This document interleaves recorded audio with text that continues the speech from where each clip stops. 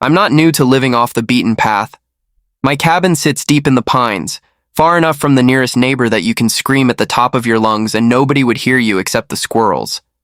I came out here for peace, quiet, and the freedom to live without some self-appointed authority breathing down my neck. Unfortunately, quiet doesn't last forever. Not when you have a certain type of neighbor. Her name? Karen McDowell, HOA president for the sprawling Pinewood Estates, a place that's technically a mile down the road, but that didn't stop her from believing my cabin was under their jurisdiction.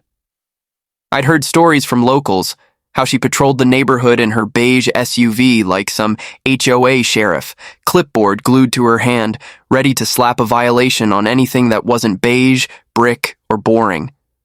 Up until last week, she'd never bothered me directly, but that streak ended the morning I came back from town with supplies and found her parked just outside my gate, tapping her pen against that cursed clipboard like she was writing my obituary.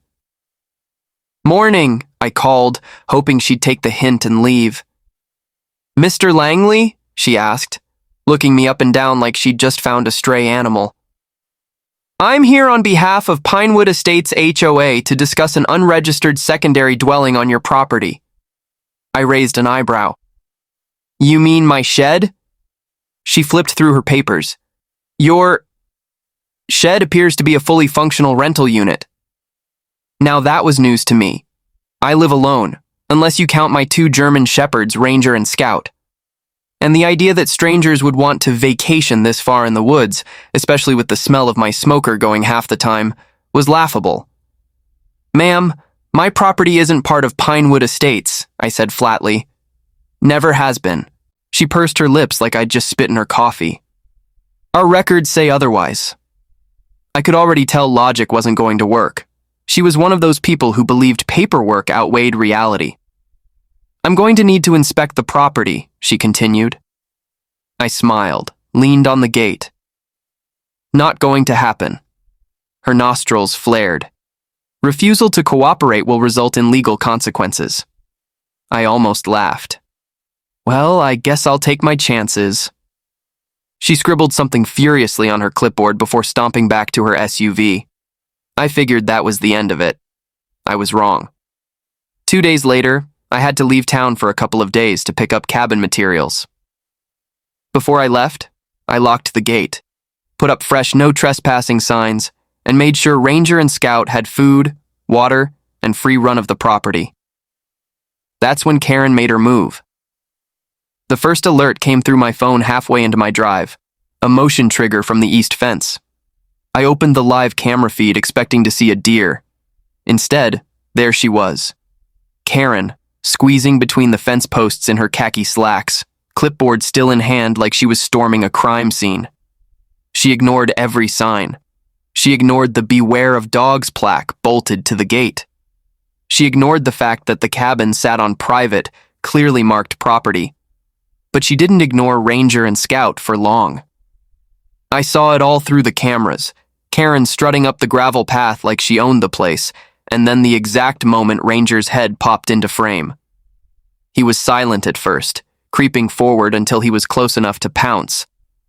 Scout wasn't far behind, barking like the hounds of hell. Karen froze, then bolted, except she didn't get far before tripping over a tree root, hitting the dirt in a flurry of papers and shrieks. The dogs surrounded her, tails wagging, teeth bared. Not attacking, just making it very clear she wasn't welcome. I wasn't there in person, but watching it play out on camera was like front row seating to poetic justice. Ranger stood guard at her side while Scout barked in her face, every woof punctuated by the distant sound of her squealing. I dialed 911.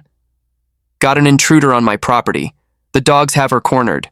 She's not hurt, yet, but she's trespassing." By the time deputies arrived, Karen was sitting in the dirt, blouse ripped, hair frizzed like she'd been struck by lightning. She was still clutching that clipboard, which now looked like it had been through a war. The deputy took one look at my security footage and shook his head.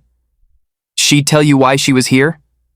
"She thinks my land is part of her HOA," I replied. The deputy smirked. "Yeah, it's not." Karen was less amused. "Those dogs attacked me," I could have been mauled.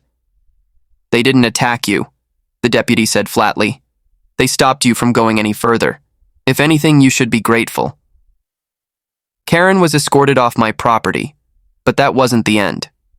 A week later, I was served with court papers. Karen was pressing charges, claiming aggressive animals and emotional trauma. I showed up to court with my footage queued and a printout of the county maps proving, without a shadow of a doubt, that my cabin had never been in HOA territory. The judge barely let her finish her opening statement before dismissing the case. Then it was my turn. I filed a restraining order. Karen was now legally forbidden from coming within 300 feet of my land, my dogs, my mailbox, heck, even my fire pit. Word spread fast in Pinewood Estates. Somebody leaked the footage to social media, and within days the video of Karen getting greeted by my dogs was everywhere. The HOA quietly removed her as president, and for the first time in months, my property stayed blissfully free of uninvited clipboards. Ranger and Scout got steak dinners that night. As for me, I got my peace and quiet back, and a reminder that sometimes the best security system comes with fur and 4 legs.